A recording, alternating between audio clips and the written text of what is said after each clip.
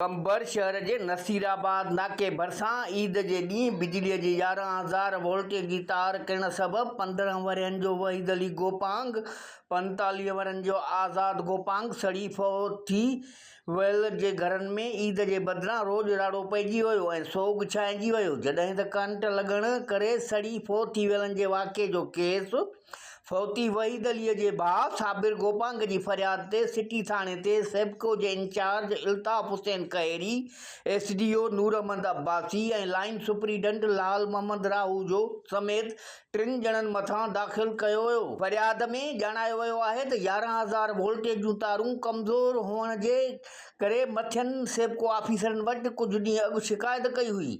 तंहिं बावजूदि तारुनि खे मज़बूत न कयो वियो। सेबको अमलदारनि जी नाली लापरवाही ऐं गफ़लत सबबि वाक़ियो पेश आयो।